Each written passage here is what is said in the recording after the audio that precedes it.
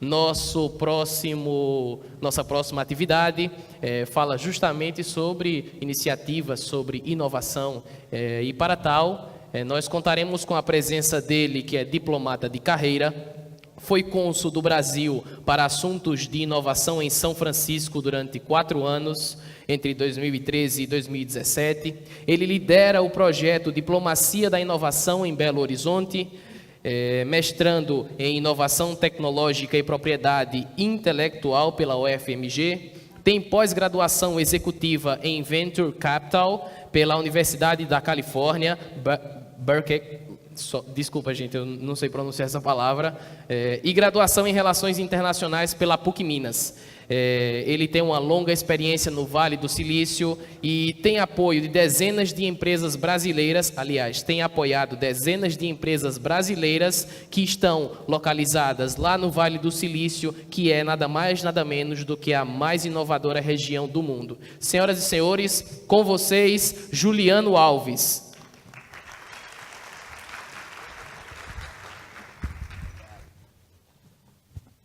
Bom dia a todos. Bom dia ainda ou boa tarde? Bom dia. Bom dia, tá meio xoxo, hein? Deve ser a fome aí por conta do almoço, né? Daqui a pouco. Prazer imenso estar nessa belíssima cidade que é Maceió.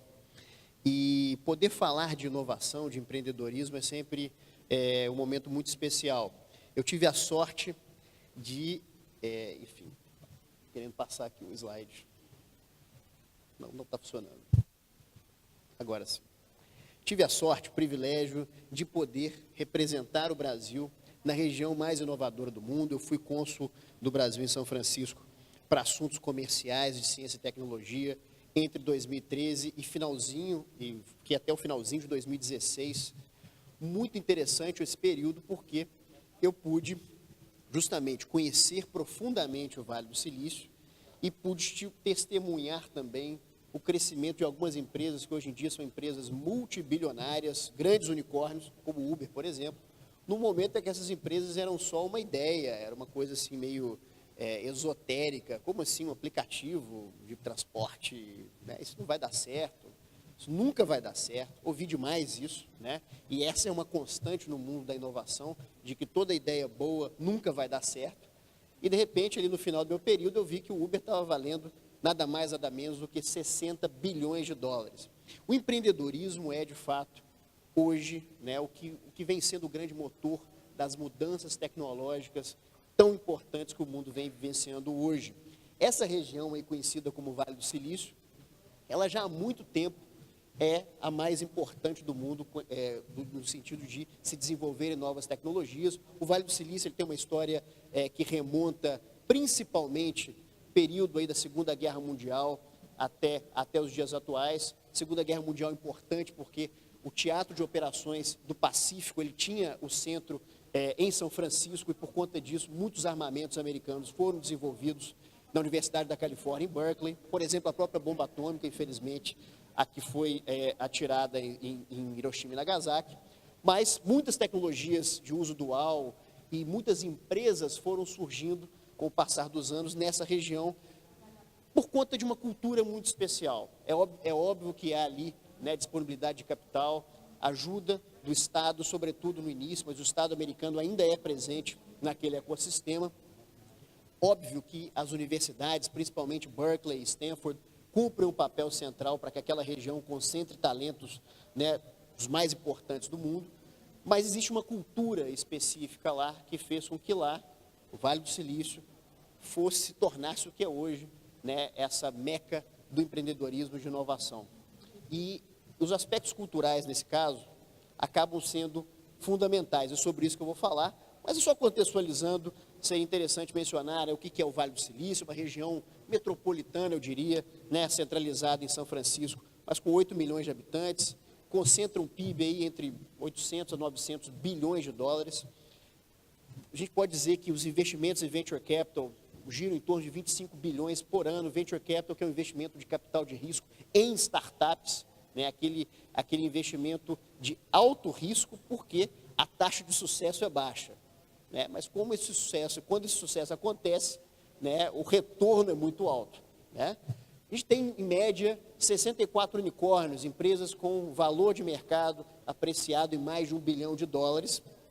A média de duração dessas empresas é de 8 anos, né, até chegar a esse patamar. 1/3 das 20 marcas mais valiosas do mundo estão lá. A primeira e a segunda, até o ano passado, eram a Apple e a Google. A Amazon acabou ultrapassando essas duas empresas. A Amazon é essa que também fazia parte da minha jurisdição no Consulado de São Francisco, porque a jurisdição do consulado cobre também a cidade de Seattle, onde se encontra a Microsoft, a Boeing e, principalmente hoje, a Amazon. O Vale do Silício, por sua vez, é a sede dessas empresas todas que vocês estão vendo, Apple, Google, Facebook, Cisco, HP, Oracle, são empresas que muitas delas já foram fundadas há mais tempo, como a HP, né, já tem mais de 50 anos, a Cisco tem uma longa trajetória, e empresas mais recentes, né, como eu mencionei, o Uber, o Airbnb, né, o Pinterest, né, que é super interessante. Empresas essas que fazem parte do cotidiano das pessoas hoje. Não existe, né, nada, nenhuma ferramenta praticamente que a gente não utilize hoje que não tenha sido desenvolvida no Vale do Silício, ou ainda que parte dela, né, o WhatsApp, por exemplo, não está mencionado aqui, mas é uma empresa, foi uma empresa desenvolvida também no Vale do Silício, comprada por $16 bilhões pelo Facebook, coisa de 3 anos atrás. E como eu tinha mencionado, né, as universidades cumprem um papel central, Berkeley, Stanford, UCSF, a Singularity, a Draper, que são escolas, né, focadas em outro tipo de desenvolvimento intelectual, e são escolas não acadêmicas. Tudo isso conforma aquilo que pode ser considerado realmente a região mais inovadora do mundo. Bom, o mindset cultural, nesse caso, gente, é, como eu disse, fundamental. A cidade de São Francisco, ela tem algumas peculiaridades, né?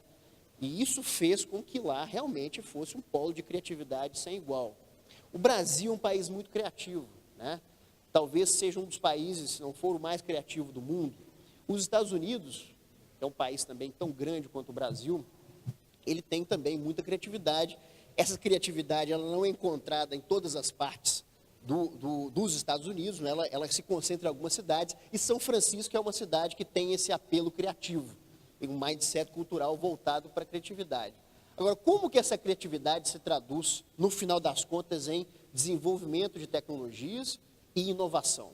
No final das contas, inovação, né, ao contrário do que muita gente pensa, não é só a tecnologia, é a tecnologia no mercado, é a tecnologia comercializada e rendendo, né, dinheiro, recursos para aquele ecossistema, né? No final das contas, São Francisco é de fato uma cidade cara, uma cidade muito próspera, corre dinheiro ali por conta da inovação que é ali desenvolvida. Bom, eu vou falar de 10 aspectos aqui desse desafio de falar em apenas 15 minutos, mas o primeiro deles eu queria ressaltar, e tem a ver muito com o Brasil, é que a informalidade é fundamental para que ali você tenha uma cultura de empreendedorismo e de inovação. O Brasil é um país muito informal, a gente imagina os Estados Unidos bem formais, mas lá no norte da Califórnia, lá em São Francisco, as pessoas são muito despojadas, né? Em primeiro lugar, pela forma como se vestem. Não existe essa de você ir trabalhar como um diplomata costuma ir trabalhar de terno e gravata. Aqui eu me senti muita vontade de vir, né, um pouco mais informal, né, pelo clima, pela cidade, pela cultura aqui do Nordeste. Falei, não tem condição de ir de terno e gravata, mas lá não, é justamente isso, né? Não tem essa de exigir do profissional um dress code, né, uma forma de vestir, uma forma de ser. O que conta no final das contas, meus amigos, é o talento. Então a informalidade, ela acaba sendo um meio de você ser mais criativo, mais leve, ter boas ideias, se sentir à vontade, com isso, produzir mais. Diversidade, né? Diversidade é outra característica muito cara ao Brasil, né? Muito cara ao Nordeste, e lá em São Francisco é uma das grandes bandeiras de sucesso daquela região. A diversidade, não só a diversidade étnica, porque você encontra naquele ecossistema gente do mundo inteiro, né? 70% mais ou menos das pessoas empregadas em tecnologia no Vale do Silício são estrangeiras, né? Então é muito bizarro a gente ouvir falar hoje de restrições à imigração num cenário em que a diversidade ela é tão valorizada para o desenvolvimento criativo, né, o desenvolvimento de novas tecnologias. E, além disso, a diversidade diz respeito à diversidade de costumes, né? São Francisco é uma cidade famosa por ser a capital mundial LGBT, né? O movimento LGBT começou em São Francisco, né? É justamente porque é uma cidade que olha para o ser humano de uma forma muito despojada. Não existe conservadorismo em São Francisco, e isso, de certa forma, conferiu, né, uma importância a você ter vários pontos de vista analisados. Um investidor, por exemplo, um investidor de venture capital, quando ele vai conversar com uma startup, a primeira coisa que ele pergunta é: quantas mulheres trabalham nessa startup? Geralmente são startups com homens, né, engenheiros e tal, ainda é assim. Ele está preocupado em saber se tem mulheres naquela equipe. E ele pergunta também: quantas nacionalidades formam essa equipe? No mínimo 3 nacionalidades é o que vai realmente fazer o investidor colocar dinheiro naquela startup. Né? Imagine isso no Brasil. No Brasil isso é muito pouco comum, né? A gente não vê quase estrangeiro nas ruas. Talvez aqui em Maceió, por ser uma cidade turística, é possível ver estrangeiros com mais facilidade. Belo Horizonte, por exemplo, a minha cidade, ela é uma cidade grande, uma metrópole, uma região metropolitana de 6 milhões de habitantes. Você quase não vê estrangeiro nas ruas. Né? Então, essa diversidade é fundamental para que você tenha, de fato, um ecossistema inovador. Terceira característica que eu gosto de chamar a atenção também tem a ver com o Brasil. As pessoas têm que saber se relacionar, né? O relacionamento é fundamental. A construção de uma rede de contatos, o networking, isso faz com que o empreendedorismo flua, porque os parceiros são encontrados constantemente em eventos muito informais, né? Não tem nada de muito especial, as pessoas se reúnem em eventos específicos para tomar uma cerveja, tomar um vinho, conversar e, com isso, conhecer talentos, para chamar uma pessoa para fazer parte de um time, ou conhecer, de repente, um investidor importante. Então, essa cultura do relacionamento, ela sai das redes sociais e vai para eventos mesmo, para as pessoas se conhecerem. Né? Eu acho que o Brasil é um país com uma capacidade enorme nesse sentido, porque é um povo informal que gosta de se relacionar, mas eu acho que há uma certa timidez para se falar de negócios entre as pessoas quando se está num ambiente informal. Isso talvez fosse uma crítica, né? uma forma de nós aprimorarmos o nosso mindset cultural. Então, não fiquem com vergonha de falar: eu faço isso, eu estou desenvolvendo aquilo. Né? Isso é muito importante, principalmente para fomentar aquilo que eu chamo de quarta característica, que é a colaboração. Né? A inovação, ela não acontece dentro da empresa, ela acontece na empresa em relação ao meio que a circunda.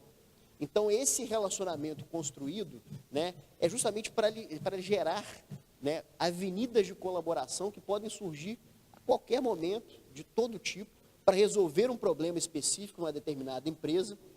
Às vezes, a opinião que você precisa de ouvir não é uma opinião de um especialista, né, de um engenheiro ou de um desenvolvedor de software, é às vezes de um psicólogo, né, é um problema muito específico que vai trazer, né, uma solução para o seu trabalho, o seu empreendimento. Compartilhamento, né, tem a ver também com colaboração, mas compartilhamento é uma característica muito marcante de São Francisco, né, do Vale do Silício, porque é uma região muito cara, o custo de vida é muito alto. Então, as pessoas moram mesmo, né, dividindo apartamento umas com as outras, dividem carro, pegam carona, isso é muito normal, tem esse despojo todo, né, quanto a compartilhar aquilo que se tem. E isso acabou gerando, né, uma economia, toda uma economia voltada para o compartilhamento. Aquilo que você tem como ocioso passa a ser um meio de você gerar, né, renda. E por isso, né, obviamente, o Uber, o Airbnb se tornaram empresas tão bem-sucedidas. O Airbnb hoje tem um valor de mercado maior que qualquer outra cadeia de hotéis no mundo, né? E não é para menos, né? A ociosidade, ela acaba sendo um motor para se gerar negócio, na medida que você pode colocar aquele seu bem ocioso para gerar dinheiro. Depois, a comunicação, né? Saber se comunicar bem é fundamental. Aí nós, brasileiros, sofremos muito, porque o brasileiro, muito embora ele seja informal e ele seja comunicativo, né, do ponto de vista de falar com as pessoas, ele não sabe estruturar muito bem a sua forma de se comunicar. Isso em Minas Gerais é muito comum. Eu sei que tem amigos mineiros aqui. né, estruturar uma fala, estruturar um pitch, né, é fundamental para você vender o seu negócio. Então, essa figura aqui é interessante, a do elevator pitch, é a capacidade de você transmitir uma ideia no elevador, 30 segundos, você, de forma muito sintética, muito objetiva, muito concisa, poder transmitir ao seu interlocutor o que a sua empresa faz, né? Qual que é o seu business, qual que é o seu negócio, seu modelo de negócio, e com isso, né, conseguir eventualmente convencer, né, aquele parceiro em potencial a fazer parte do projeto. Sétima característica, essa nos atinge muito diretamente, fracasso. O fracasso é o motor do empreendedorismo. A pessoa que nunca fracassou no negócio, ela dificilmente vai ter capacidade de realmente ser bem-sucedida nesse negócio. É por isso que os empreendedores mais experientes são aqueles que conseguem receber investimentos de investidores, de venture capitalists, porque já passaram pela dor de terem, né, fracassado naquilo que propuseram fazer. Né? Então, esse é um dado cultural importante, porque o brasileiro não tem cultura de fracasso. O brasileiro penaliza muito o fracasso, né, e com isso acaba desistindo da ideia de ser um empreendedor. Outra característica essencial, né, já chegando para o final, pensar grande. Pensar grande é fundamental, não pensar só no seu empreendimento para atender o mercado aqui só de Maceió, ou da região metropolitana, ou do estado de Alagoas, né? Pensar pelo menos no mercado nacional e já com vistas à internacionalização, por que não? Atingir mercados na América Latina, ou mesmo no mundo, por que não? Lá existe isso porque justamente tudo que é desenvolvido ali é de tamanha competitividade, tamanho impacto, que acaba que vai realmente mudar a vida das pessoas no mundo inteiro. E mudar o mundo, no final das contas, é uma característica também que diz respeito ao Vale do Silício, né? Esse dado, inclusive, é importante, você ter isso no discurso, é importante para, inclusive, conseguir convencer o investidor a investir na sua empresa, né? Ter essa vontade de mudar, de causar um impacto. Aí eu chamo a atenção aqui para o Gabriel Azevedo, vereador lá em Belo Horizonte, fez uma belíssima apresentação mais cedo. O aplicativo que ele desenvolveu, que ele propôs, né, que fosse desenvolvido, tem essa capacidade de mudar o mundo. Isso realmente faz a diferença. E por último, retribuir, né? Essa é uma característica que a gente precisa melhorar, inclusive.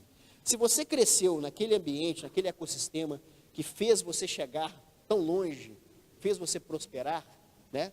Então chega a hora que você tem que pay forward, né? Retribuir, não diretamente para as pessoas que te ajudaram, mas para o ecossistema, para pessoas que estão ali começando, que vão ganhar muito com a sua experiência, com a sua mentoria. Queria agradecer muito ao governo do estado de Alagoas a oportunidade de poder falar com vocês e fico inteiramente à disposição, seja por e-mail, por LinkedIn, ou mesmo conversando aqui nos corredores do evento. Foi um prazer imenso estar com vocês. Muito obrigado.